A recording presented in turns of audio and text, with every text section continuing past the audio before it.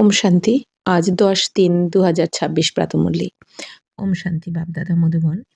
आज मिष्टी मिष्टी बाबा बोलছেন, मीठे बच्चे, सबसे बड़ी बीमारी है देहाभिमान की। इससे ही डाउनफॉल हुआ है, इसीलिए आप देही अभिमानी बनो।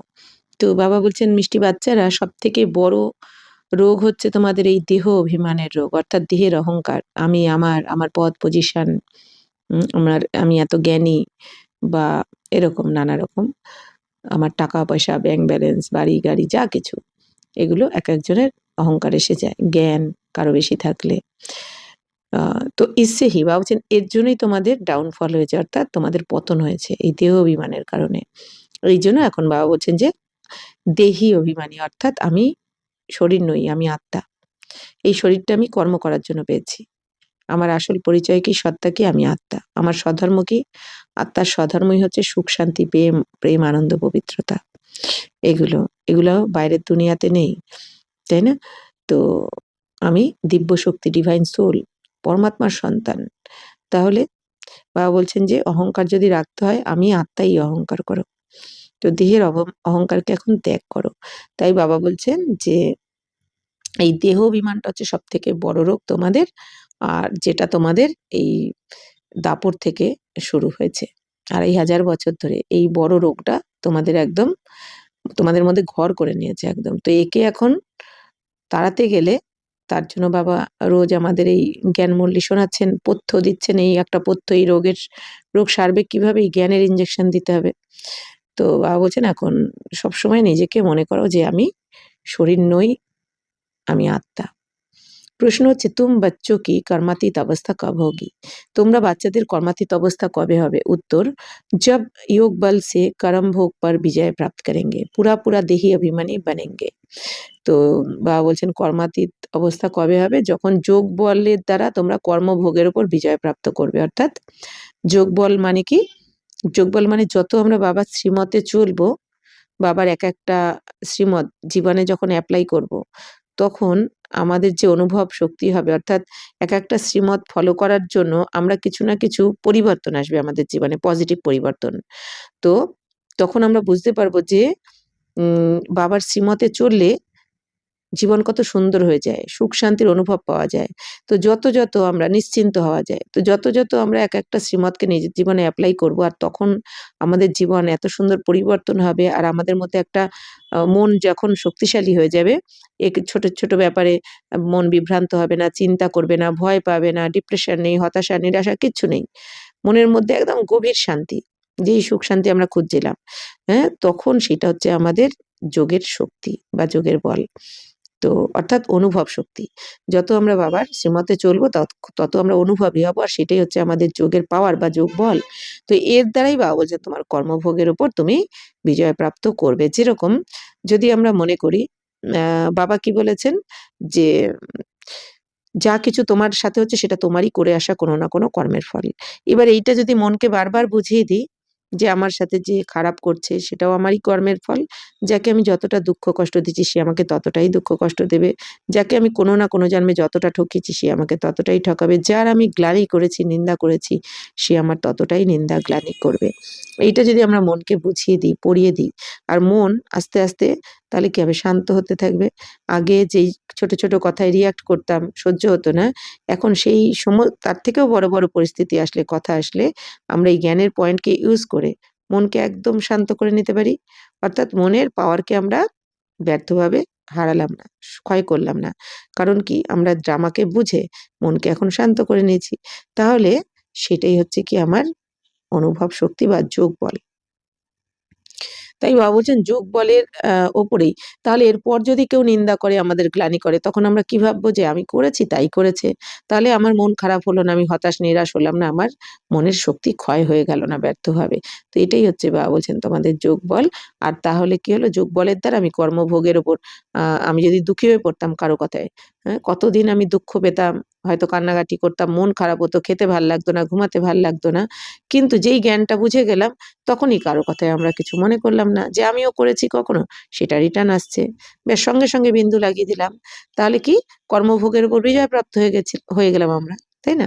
তো এটাই বাবা বলছেন যোগ বলের দ্বারা কর্মভোগের উপর তোমরা বিজয় প্রাপ্ত করবে। যার যখন কর্মাতীত অবস্থা হবে সম্পূর্ণ বাবা বলছেন দেহি অভিমানী হয়ে যাবে তখন। অর্থাৎ কি কর্মাতীত অবস্থা যখন হবে তখন তোমরা আত্মা ছাড়া আর কিছু নিজেকে ভাববেই না। না নিজেকে দেহ ভাববে, না অন্যান্য সবাইকে তোমার আশেপাশে যারা থাকবে তাদেরকেও তুমি আত্মাই ভাববে এই সময়।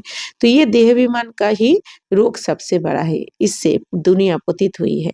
देही अभिमानी बनो तो वह खुशी, वह नशा रहे, चलन भी শুধরে। তো এখন বাবা বলছেন বাচ্চারা এই দেহ অভিমানের রোগই সব থেকে বড় রোগ। ২,৫০০ বছরের মধ্যে যত রকম রোগ আছে সব থেকে বড় রোগ দেহ অভিমানের রোগ। আর এই রোগটাই ক্ষণে ক্ষণে তোমাদের দুঃখ কষ্ট দেয়। হুম, মনকে অসহ্য করে তোলে, চঞ্চল করে তোলে। তো এই রোগটা সারতেই চায় না যেন। কেন?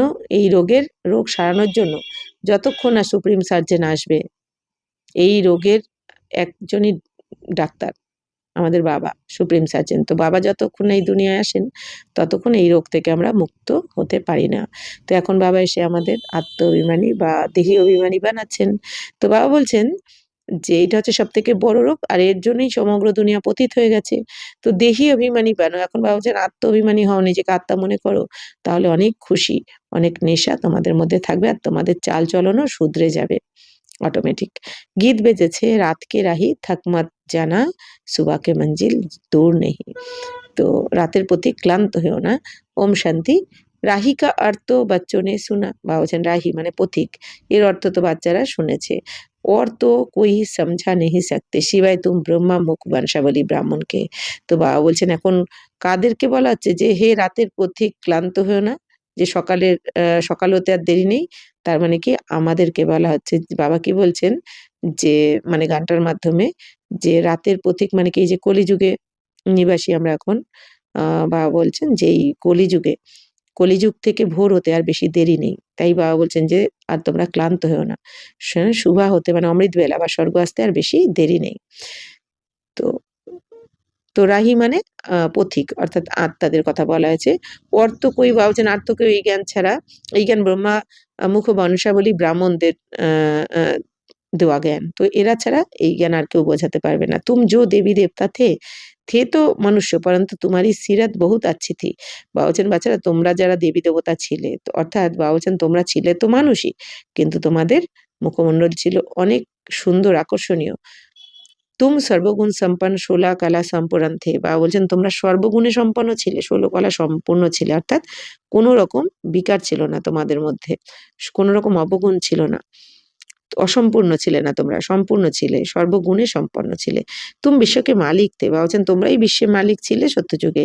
হিরে জैसे से কড়ি जैसा कैसे बने ये कोई मनुष्य नहीं जानते हैं। বাবা বলছেন কিন্তু তোমরা এই হীরের তুল্য থেকে কড়ি তুল্য কিভাবে হয়ে গেলে এটা এই দুনিয়ার কোনো মানুষ জানে না।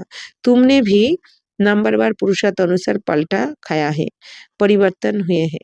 তো বাবা বলছেন তোমরাও নাম্বার অনুযায়ী পুরুষার্থ অনুসার এখন নিজেকে চেঞ্জ করেছো, পরিবর্তন করেছো। अभी तुम देवता बने नहीं हो তো রিজুভিনেট হো রহে হো। বাবা বলছেন বাচ্চারা তোমরা এখনো দেবী দেবতা হওনি। তোমরা এখন এই নতুন জীবন লাভ করছো বাবার থেকে পুরুষার্থ অনুসারে। तो कोई थोड़ा बदले है, कोई की ৫% कोई की 10%। সিরাত বদলতি জাতি হে। বাবা বলছেন এখন কোনো বাচ্চারা ৫% বদলাচ্ছে পুরুষার্থ করে, কেউ 10%। আস্তে আস্তে প্রত্যেক বাচ্চারা যে যেরকম পুরুষার্থ করছে সেই অনুযায়ী তাদের চাল-চলন পরিবর্তন হচ্ছে। দুনিয়া কো ये पता नहीं भारत ही है विंता कहते भी है क्राइस्ट से 3000 वर्ष पहले भारत में देवी देवता थे। उनमें ऐसे गुण थे जो उनको ভগবান ভগবতী कहते थे। বাবা বলছেন যে দুনিয়াতে এটা কিন্তু কেউ জানে না যে ভারতে দেবী দেবতারা ছিল, তাই না? দুনিয়াতে সবাই কি মনে করে দেবী দেবতার ওপরে কোথাও আছে। বাবা বলছেন ওপরে তো কোনো দুনিয়া নেই, তাই না? আকাশের ওপরে। বাবা বলছেন যে এখানেই ছিল ভারতে দেবী দেবতারা, স্বর্গেও এখানেই ছিল। তো তাদের মধ্যে এমন গুণ ছিল যে তাদেরকে ভগবান ভগবতী বলা হতো। তার মানে দৈবী গুণ ছিল তাদের। তারা ভগবানের মতন ছিল। তো अभी तो वह गुण है नहीं। তো এখন কিন্তু সেই দেবী দেবতাদের মধ্যেও সেই গুণ নেই। তো দেবী-দেবতার আত্মারাও কি হয়ে গেছে? সাধারণ মানুষ হয়ে গেছে এখন, তাই না? অবগুণ রয়েছে সবার মধ্যে। तो मनुष्य की समझ में नहीं आता भारत जो इतना साहूकार था उनका फिर ডাউনফল कैसे हुआ? তো এই দুনিয়ার মানুষ কিন্তু কেউ জানে না যে ভারত এত সাহুকার ছিল। সোনার চড়ুই পাখি বলা হতো, এত ধনী ছিল। তো বাবা বলছেন তাদের কি করে এই ডাউনফল মানে পতন কি করে হয়ে গেল এটা কিন্তু কেউ জানে না। অর্থাৎ কি যে দেবী-দেবতারা আম দৈবী গুণে ভরপুর ছিল। সোনার মহল, হিরে জহরতে ভরপুর অর্থাৎ সবথেকে ধনী। তো বাবা বলছেন যে তারা কি করে আবার এই দাপট থেকে ভিকারে আসার ফলে কিভাবে তাদের পতন হয়ে গেল এটা কিন্তু কেউ জানে না এই দুনিয়াতে। যেটা বাবা এসে এই সুন্দর রহস্যটা আমাদের বলছেন। আর দেবী-দেবতারাই নিজেদেরকে হিন্দু বলতে শুরু করে দিয়েছে দাপট থেকে। তো এই সমস্ত রহস্য এক বাবাই এসে আমাদের বলছেন। বাকি এই দুনিয়াতে অনেকে অনেক খোঁজ তো চালু রয়েছে কিন্তু কেউ জানে না এটা। वह भी बाप भी बैठ समझाते हैं तो तुम भी समझा सकते हो जिनकी सूरत सुधरी है বাবা বলছেন এখন তো বাবা এসে বোঝাচ্ছেন। তোমরাও বোঝাতে পারো তোমাদের যাদের এখন এই চেহারা বা চালচলন শুধরেছে তোমরাও এখন অন্যদেরকে বোঝাতে পারবে। बाप कहते बच्चे तुम देवी देवता थे तो आत्म अभिमानी थे फिर जब रावण राज्य शुरू हुआ तो देह अभिमानी बन पड़े हो এখন বাবা কি বলছেন বাচ্চারা তোমরাই ছিলে দেবী দেবতা তোমরা আত্মাভিমানী ছিলে তোমরা নিজেদেরকে আত্মাই মনে করতে আর তোমার সাথে যারা ছিল তাদেরকেও তোমরা আত্মাই মনে করতে তারপর যখন রাবণ রাজ্য শুরু হলো অর্থাৎ দাপট থেকে তোমরা নিজেকে দেহ ভাবতে শুরু করলে अर्थात बाबा বলছেন তোমাদের মধ্যে এই দেহভানের রোগ লেগে গেল তো ये देहाभिमान की सबसे बड़ी बीमारी तुमको लग पड़ी है তো দেহাভিমানের সবথেকে বড় রোগ তোমাদের লেগে গেল যেই রোগটা বাবা ছাড়া আর কেউ এখন সারাতে পারেন না तो सतयुग में तुम आत्म अभिमानी थे बहुत सुखी थे किसने तुमको ऐसे बनाया ये कोई भी नहीं जानते বাবা বলছেন সত্যযুগে তোমরা অনেক সুখী ছিলে আত্মাভিমানী ছিলে কিন্তু তোমাদের কে এরকম বানিয়েছে যে মানে কি প্রতিকল্পে সঙ্গম এসে যে বাবা তোমাদের এরকম বানান এটা কিন্তু এই দুনিয়াতে কেউ জানে না। बाप बैठ समझाते तुम्हारा डाउनफॉल क्यों हुआ अपने धर्म को भूल गए हो তো তোমাদের পতন কেন হলো নিজের ধর্মকে তোমাদের আত্মার স্বধর্ম জ্ঞান গুণ শক্তিকে তোমরা ভুলে গেলে এই জন্য তোমাদের পবিত্রতাকে ভুলে গেলে এই জন্য তোমাদের এই পতন হলো Bharat worth not a penny বান গয়া উনকা মূল কারণ ক্যা হে দেহ বিমান তাহলে ভারত এই করিতুল্য যে হয়ে গেল হীরের তুল্য থেকে তার আসল কারণ হচ্ছে এই দেহ অভিমান এই জন্য বাবা বলেন না যে দেহ অভিমানকে এখন ত্যাগ করো যে বারবার সারাদিন এটা প্র্যাকটিস পাক্কা করো যে আমি আত্মা আমি দেহ নই তাহলেই আবার আগের স্টেজে ফিরে আসবে তুমি ইয়ে ভি ড্রামা বানা হুয়া হে তো বাবা বলছেন এটাও ড্রামাতে কিন্তু নির্ধারণ ছিল যে তুমি আত্মাভিমানী থেকে দেহ অভিমানে আসবে এইটা ড্রামাতে নির্ধারণ রয়েছে কারণ দেহ অভিমানে না আসলে দুঃখী হবে না দুঃখী না হলে কেউ ভক্তি করবে না ভগবানকে ডাকবে না তাহলে ভগবানেরও এখানে আসার প্রয়োজন পড়বে না তাহলে একঘেয়ে হয়ে যাবে না ড্রামাটা এই জন্য বাবা বলছেন ড্রামাতে এইটা এই দৃশ্য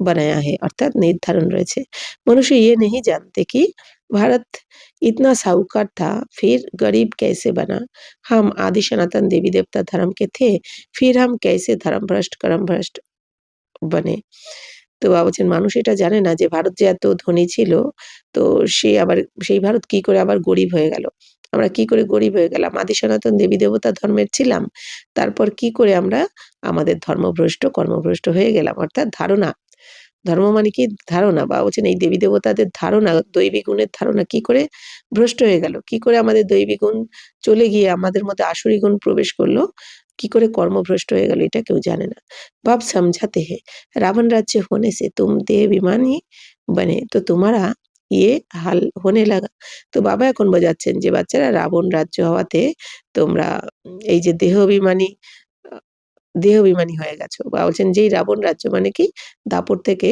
তোমরা দেহ অভিমানী হলে রাবণ রাজ্য শুরু হলো তো তোমাদের এখন এই হাল হয়েছে তো সিঁড়ি ভি দিখাই হে कैसे डाउनफॉल हुआ সিঁড়ি মে তো বাবা বলছেন এই সিঁড়ির চিত্রতে দেখানো হয়েছে না কি করে এই ভারতের উত্থান কি করে পতন হয় বারবার জন্ম মৃত্যুর চক্রে আস্তে আস্তে এই পতন হতে থাকে দেহ অভিমানে আসার কারণে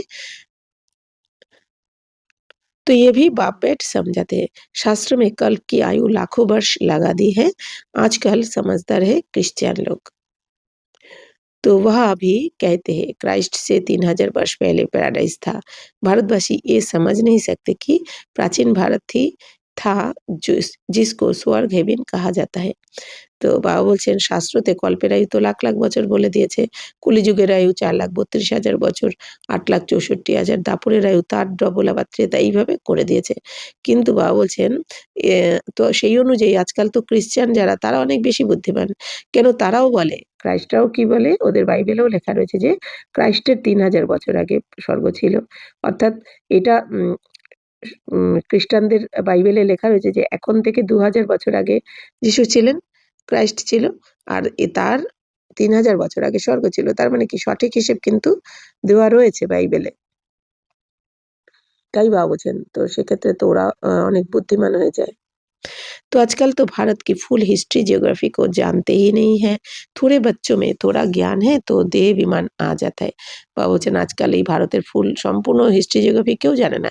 আর অল্প অল্প কোনো বাচ্চাদের মধ্যে যদিও বা থোড়া একটুখানি জ্ঞান রয়েছে, তো এই জ্ঞানের জন্য তাদের মধ্যে আবার অহংকার এসে যায় যে আমি জ্ঞানী, আমি জানি অনেক কিছু।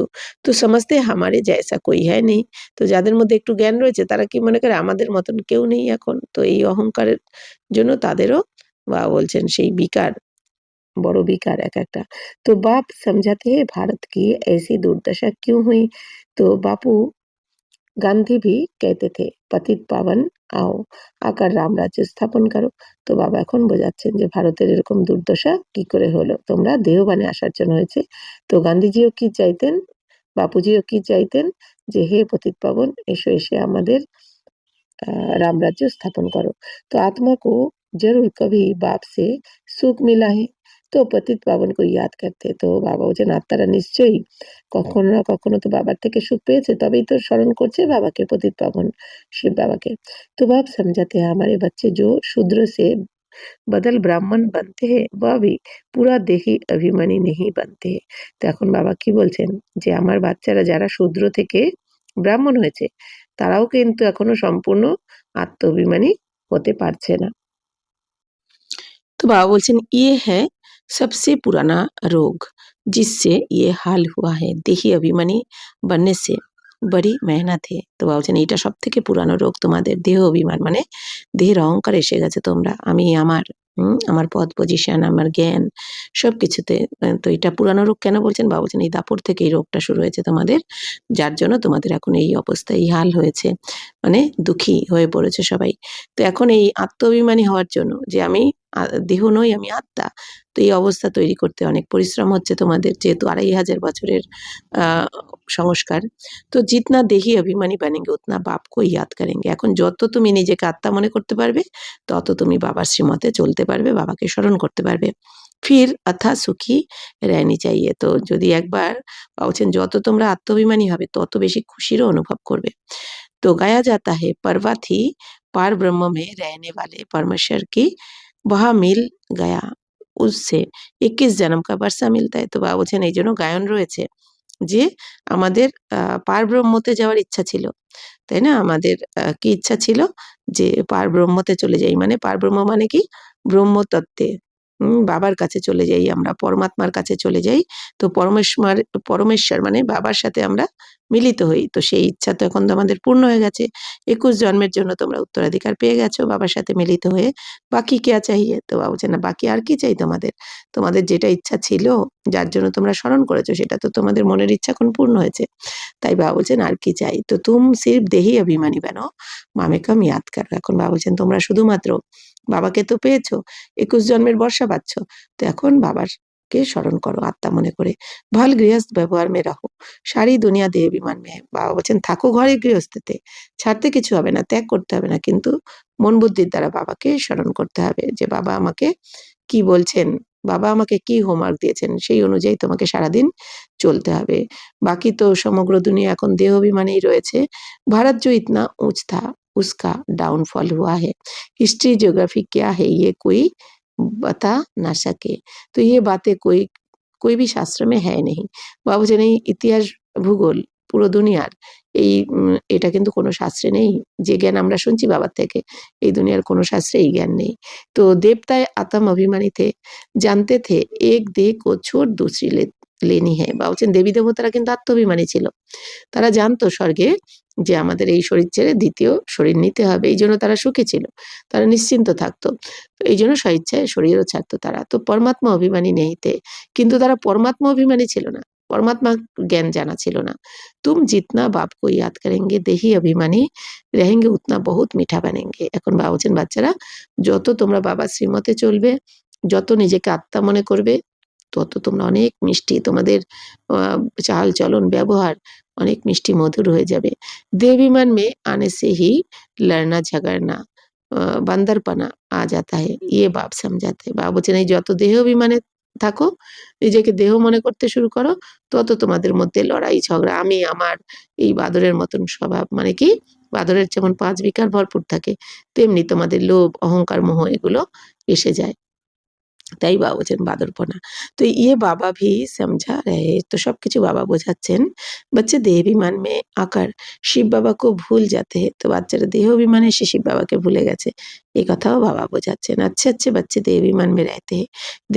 देही अभिमानी बनते ही नहीं है। तुम कोई को भी ये बेहद की হিস্ট্রি জিওগ্রাফি समझा सकते हो। বাবা বলছেন অনেক ভালো ভালো বাচ্চারাও দেহ অভিমানে থাকে অহংকারে থাকে আমার এত জ্ঞান আমি এই ওই পদ পজিশন আমি আমার নানা রকম। তো বাবা বলছেন এই অহংকারে রয়েছে। তো বাবা বলছেন তোমরা এখন এই অসীম জগতের ইতিহাস ভূগোল যে কোনো কাউকেই বোঝাতে পারো। বরাবর সূর্যবংশী চন্দ্রবংশী রাজধানী থি। তো যে বরাবরই সত্য তেতাতে সূর্যবংশী চন্দ্রবংশী রাজধানী ছিল। সূর্যবংশ মানে লক্ষ্মীনারায়ণের দুনিয়া, চন্দ্রবংশ মানে রাম সীতার দুনিয়া মানে ত্রেতা। তো ड्रामा का किसको भी पता नहीं है কিন্তু এই ড্রামার রহস্য এই দুনিয়াতে কেউ জানে না। ভরত जो इतना गिरा ডাউনফল কি জড় হে দেহ অভিমান। তাহলে বলছেন পতন এই যে তোমাদের পতনের আসল কারণই হচ্ছে দেহ অভিমান। তো এখন আমাদের দেহ অভিমান থেকে আত্মাভিমানী হতে হবে। বারবার নিজেকে পড়াতে হবে, বোঝাতে হবে দিনরাত যে আমি আত্মা, আমি আত্মা। তাই না? যেটা ব্রহ্মা বাবাও করতেন। তো বাচ্চোं में भी দেহ অভিমান आ जाता है। তো বাচ্চাদের মধ্যেও বাবা বলছেন বাবার বাচ্চাদের মধ্যেও দেহ অভিমান এসে যায়। এত কিছু জানার পরেও। তো ये नहीं समझते कि हमको डायरेक्शन कौन देते এটাও বোঝে না বাচ্চারা যে আমাদের কে ডাইরেকশন দিচ্ছেন, কে পড়াচ্ছেন স্বয়ং ভগবান। তো হামেশা সমঝো শিব বাবা कहते हैं। বাবা বলছেন সবসময় মনে রাখো যে আমাকে শিব বাবা এটা বলছেন। শিব বাবা को याद ना करने से ही দেহ অভিমান মে আ जाते। বাবা বলছেন শিব বাবাকে স্মরণ করো না। আত্মা মনে করে শিব বাবার কথা শুনে চলো না বলেই কিন্তু তোমাদের মধ্যে এই দেহের অহংকার চলে আসে। সারি দুনিয়া দেহ অভিমানী बन गई है। तब बाप कहते हैं मामे कम याद करो अपने को आत्मा समझो। তো সমগ্র দুনিয়া এখন দেহ অভিমানী হয়ে গেছে। নিজেকে দেহ ভাবতে শুরু করেছে। তাই বাবা বলছেন কি এখন আত্মা মনে করে বাবাকে স্মরণ করো তোমরা। আর নিজেকে আত্মা মনে করো। আত্মা ইস দেহে দ্বারা শুনতি হে পাঠ বাজাতি হে। সবসময় মনে রাখতে হবে যে আমি আত্মাই এই দেহের দ্বারাই শুনছি, পাঠ প্লে করছি। আমি আত্মা এই শরীরে রয়েছি বলে চোখের পাতা পড়ছে, আমাদের হাত পা নড়ছে, আমরা শুনছি, দেখছি বা বলছি বা ভাবছি দেহতে থাকার কারণে। বাকি আমি আত্মা। আত্মার মধ্যেই এই পাঠ সম্পূর্ণ পাঠ রেকর্ড রয়েছে। আত্মাই কিন্তু শরীরের দ্বারা পাঠ প্লে করছে। বাপ কিতনা अच्छी रीति समझाते तो বাবা কত সুন্দর বোঝাচ্ছেন। भल भाषण तो बहुत अच्छा कर लेते हैं परंतु चलन भी तो अच्छी चाहिए ना। বাবা বলছেন বাচ্চারা ভাষণ তো অনেক ভালো করে নেয় কিন্তু চাল চলনও তো তোমাদের অনেক সুন্দর হওয়া উচিত। তো বাবার বাপ সমান হওয়া উচিত। দেহ অভিমান होने कारण फेल हो जाते কিন্তু দেহ অভিমানে আসার জন্য ফেল করে যায়। অর্থাৎ বাবা বলছেন ভাষণ করলেই তো হবে না, তোমার মধ্যে অহংকার রয়েছে, লোভ রয়েছে, কোনো না কোনো বিকারে আসছো। তো বাবা বলছেন কি তাহলে সেটা তো দেহ অভিমানের কারণে ফেল হয়ে গেলে তুমি। তো वह खुशी व नेशा नहीं रहता है। বাবা বলছেন যে তো দেহ অভিমানে আসার জন্য যে খুশি আত্মিক খুশি বা নেশা থাকা উচিত রুহানি তো সেটা কিন্তু চলে যায় তোমাদের থাকে না। फिर बड़े विक्रम भी उनसे होते हैं जिस कारण बड़े दंड के भागी बन पड़ते हैं। তো বাবা বলছেন দেহ অভিমানে আসার জন্য যতই ভাষণ করে না কেন বাচ্চারা কিছু না কিছু বিকর্ম করে ফেলে। তো বাবার বাচ্চা হয়ে বিকর্ম করাতে কি হয় আরো বেশি সাজা পেতে হয় তাদের। দেহ অভিমানী बनने से बहुत नुकसान पाते हैं।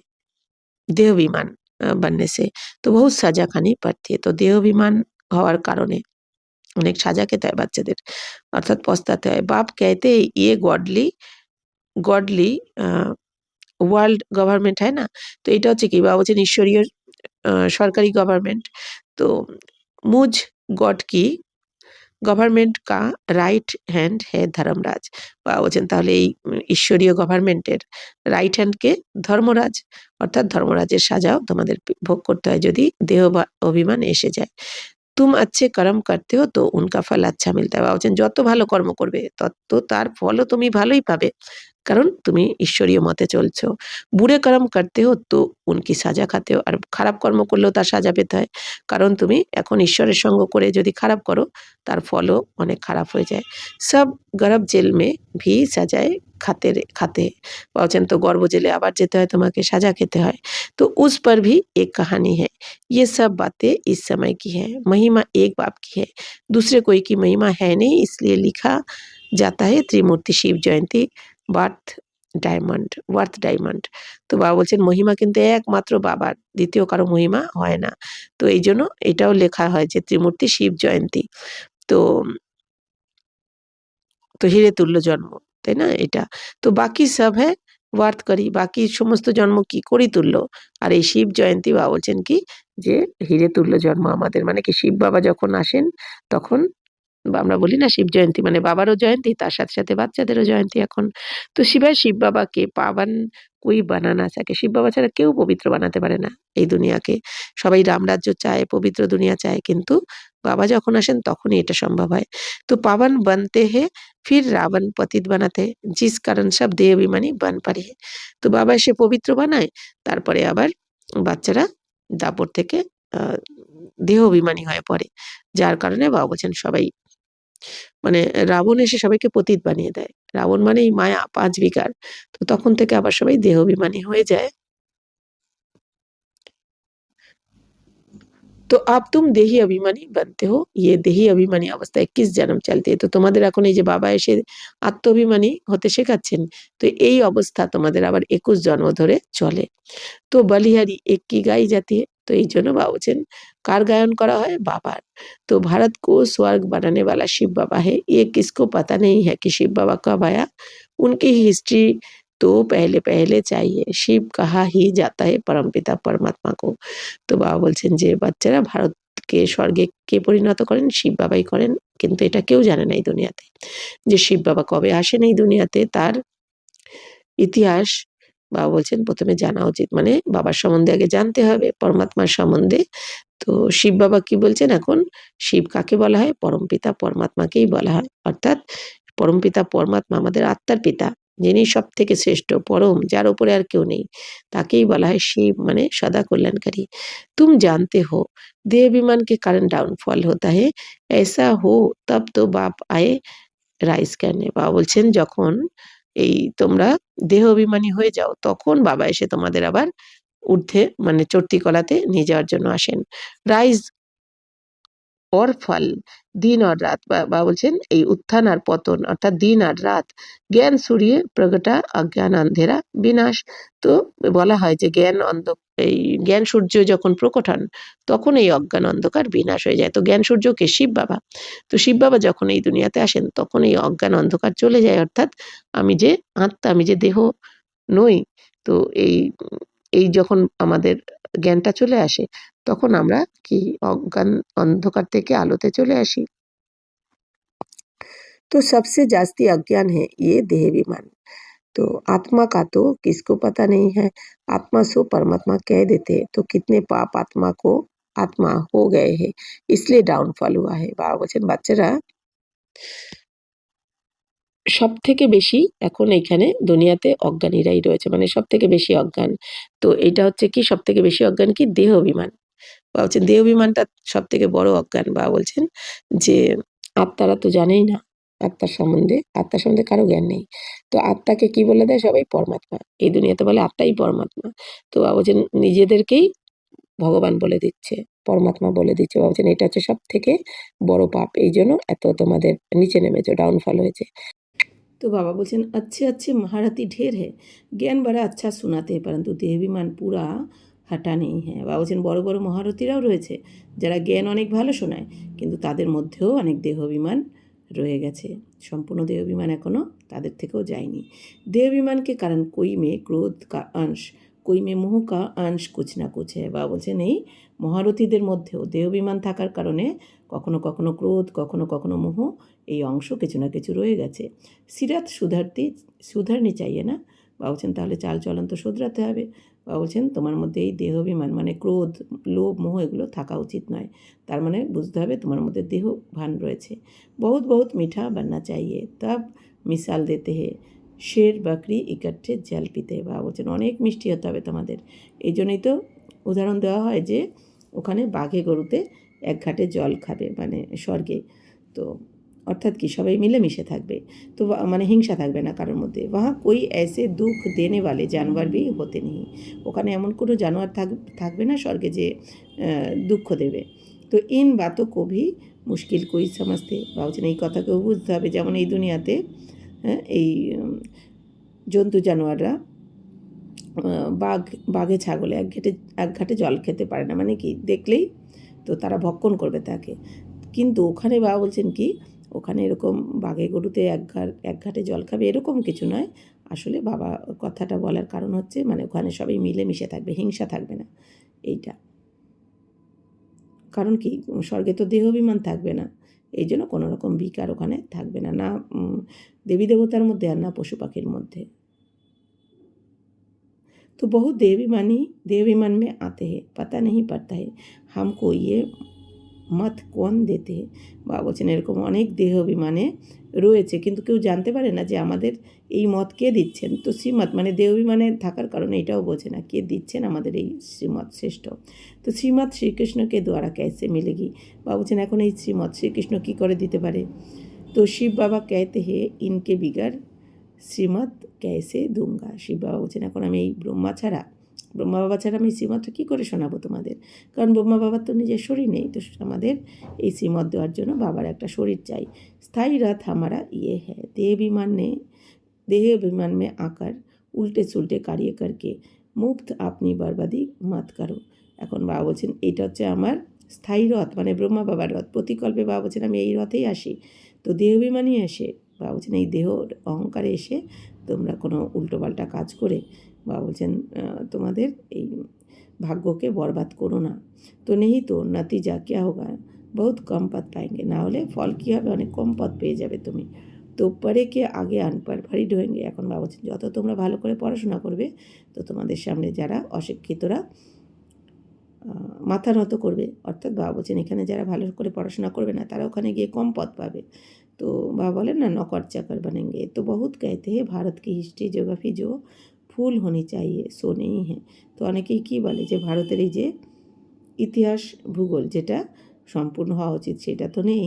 তো উनको समझाना पड़े तुम्हारे सिवाय तो कोई समझा ना सके। বাবা বলছেন তাদেরকে বোঝাও, এই দুনিয়ার হিস্ট্রি জিওগ্রাফি যারা বুঝতে চায় তাদেরকে গিয়ে বোঝাও, কারণ তোমরা ছাড়া কেউ এই জ্ঞান বোঝাতে পারবে না।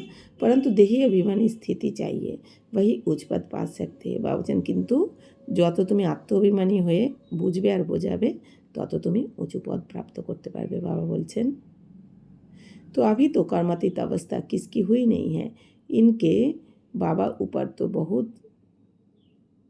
झंझट है, कितनी फिकरत रहती है। তো এখন বাবা বলছেন এখনও তো কর্মাতীত অবস্থা কারো হয়নি। কর্মাতীত অবস্থা হয়ে গেলে তুমি আর শরীরে থাকতে পারবে না, মানে এতটাই পবিত্র হয়ে যাবে, আত্মিক স্থিতিতে চলে আসবে। তো এদের বাবা মানে কি এই যে ব্রহ্মাকুমার কুমারীদের বাবা, ব্রহ্মা বাবাকেও অনেক ঝামেলা সামলাতে হয়, কত চিন্তা থাকে বাবার। तो भल समझते हैं फिर कि सब ड्रामा अनुसार होता है, फिर भी समझाने के लिए युक्तियाँ तो रचनी होती है ना। इसलिए बाबा कहते तुम जास्ती देही अभिमानी बन सकते हो। তো বাবা বলছেন যে ব্রহ্মা বাবাও জানেন সব কিছু ড্রামা অনুসারই হচ্ছে, তবুও বাবা বলছেন যুক্তি তো চাই, রচনা করতে হয় বোঝানোর জন্য অন্যদেরকে, যে অন্য বাচ্চাদের কী করে বোঝাবেন, কী করে আত্মাভিমানী বানাবেন। তো তোমার উপর কই বোঝা নেই হ্যাঁ, বাপ পর তো বোঝা है। বাবা বলছেন যে তোমাদের উপর তো কোনো বোঝ নেই, বাবার উপর তো অনেক বোঝ রয়েছে। তো হেড তো ইয়ে হ্যাঁ না প্রজাপিতা ব্রহ্মা। তো বাবা বলছেন হেড তো ইনি প্রজাপিতা ব্রহ্মা। তো परंतु ये किसको पता नहीं है कि इनमें শিব বাবা बैठे, কিন্তু এইটা আবার কেউ জানে না এই ব্রহ্মার শরীরে শিব বাবা বসে রয়েছেন। তো তোমারে মে ভি কোই মুশকিল ইস নিশ্চয় মে रहते। বা বলছেন তোমাদের মধ্যেও সবারই নিশ্চয় নেই যে ব্রহ্মা বাবা শরীরে শিব বাবা প্রবেশ করে আমাদের পড়াচ্ছেন। তো অনেকে কি ব্রহ্মা বাবাকেই গুরু মনে করে দেয়। তো ওয়ার্ল্ড কি হিস্ট্রি জিওগ্রাফি জাননি চাইয়ে না। তো ভাবছেন এই দুনিয়ার ইতিহাস ভূগোলকে তো অবশ্যই জানা উচিত তোমাদের। তো যে যত জানবে সে তত পুরুষার্থ করতে পারবে, তত উঁচু পদও বানিয়ে নিতে পারবে। तो जब तक तुम नहीं समझाओ तब तक कोई समझ না सके, इसलिए বাবা ডাইরেকশন দিতে। ভাবছেন যতক্ষণ না তোমরা এই জ্ঞান অন্যদের বোঝাবে ততক্ষণ কেউ বুঝবে না।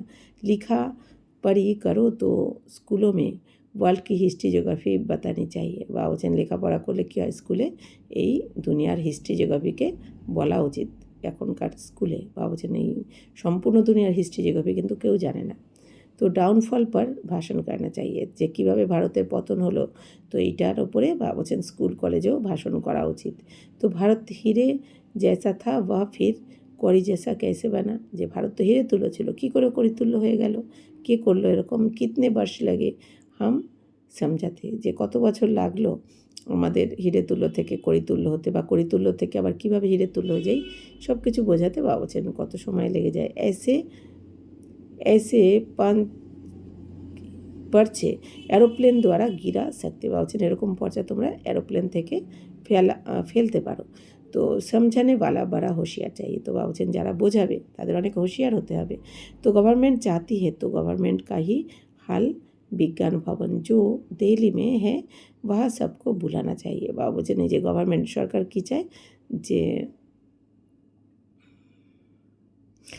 গভর্নমেন্টের এই যে বিজ্ঞান ভবন মানে দিল্লিতে যেটা রয়েছে, তো সেখানে সবাইকে ডেকে বা বলছেন বোঝানো উচিত নিমন্ত্রণ দিয়ে। আকবর মে ভি ডালা যায়, যদি খবরের কাগজেও দিয়ে দেওয়া যায় যে সমস্ত আত্মার পিতা কে, পরম পিতা পরমাত্মা কে, তিনি কবে আসেন, কি করতে আসেন, সমস্ত জ্ঞান। বাবা বলছেন যে এগুলো যদি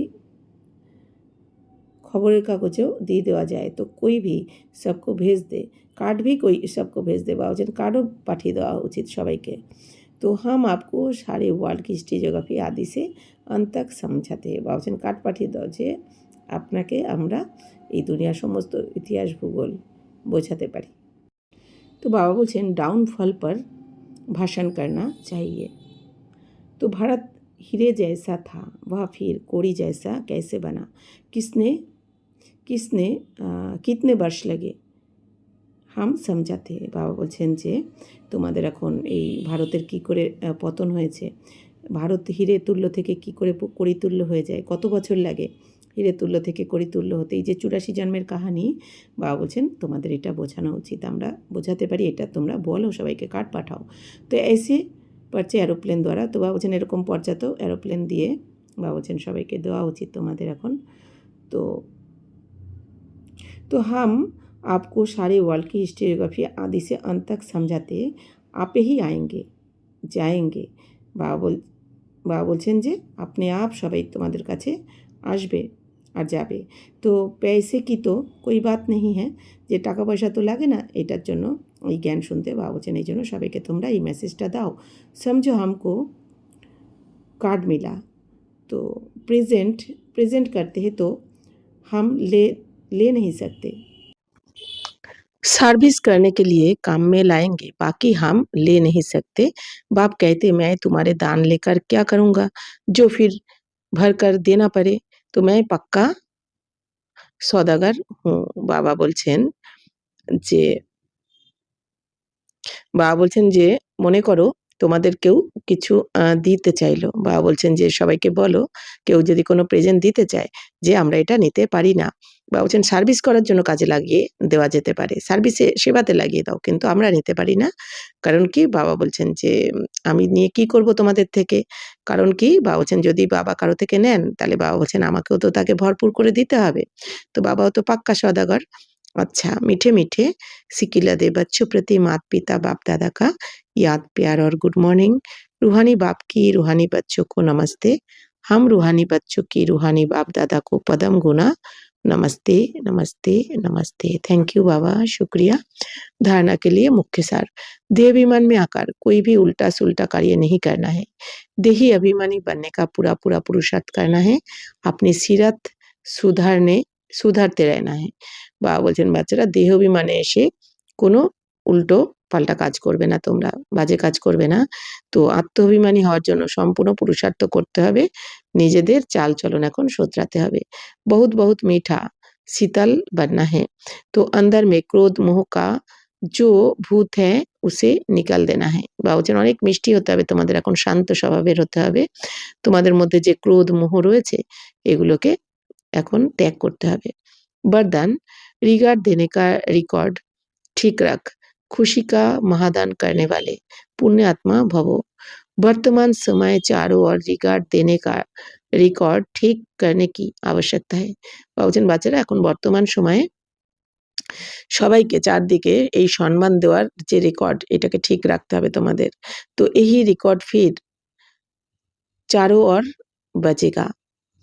तो रिगार्ड देना और रिगार्ड लेना, रिगार्ड देना और रिगार्ड लेना, ছোটে को भी रिगार्ड दो, বড়ে को भी रिगार्ड दो। এখন বাবা বলছেন যে বাচ্চারা এই সবাইকে সম্মান দাও, হ্যাঁ এই তোমরা সবাইকে সম্মান দেবে, এই রেকর্ড বাজবে চারদিকে এখন। অর্থাৎ কি সম্মান দিলে তবেই সম্মান আপনি আপ পাবে তুমি।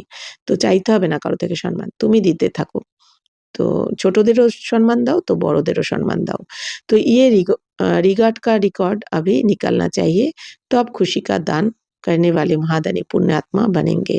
তো বাবা বলছেন এখন সবাইকে যখন সম্মান দেবে তোমরা, তো সেই রেকর্ড যেন এখন বেরোয়, অর্থাৎ কি এই রেকর্ড যেন বাজতে থাকে যে এরা সবাইকে সম্মান দেয়, ছোট বড় সবাইকে। তো বাবা বলছেন তবেই তোমরা महादानी पुण्यात्मा होते पारबे। किसी को रिगार्ड देकर खुश कर देना ये बड़े से बड़ा पुण्य का काम है, सेवा है। তো এই দুনিয়াতে সবাই কি চায়? সম্মান। সম্মানটা সবাই পেতে চায় কিন্তু।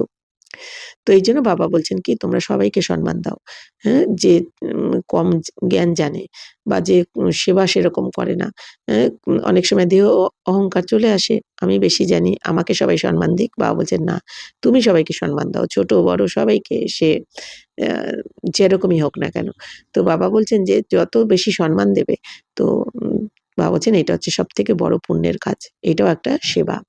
স্লোগান हर घड़ी को अंतिम घड़ी समझ कर चलो तो एवरेडी रहेंगे। বাবা বলছেন প্রতিটা, যেমন মাম্মার স্লোগান ছিল না हर घड़ी अंतिम घड़ी समझो, তো প্রত্যেকটা মুহূর্তে মনে রাখতে হবে কি যে কোনো মুহূর্তে, কারণ এই দুনিয়াতে বলাই হয় মৃত্যু লোক, তো কেউ জানে না যে কখন আমি শরীর ছাড়বো। এই জন্য প্রতিটা মুহূর্ত আমার জন্য অন্তিম মুহূর্ত, এই জন্য সেই বুঝে আমার প্রতিটা সেকেন্ডকে কিন্তু সেবাতে সফল করে নিতে হবে।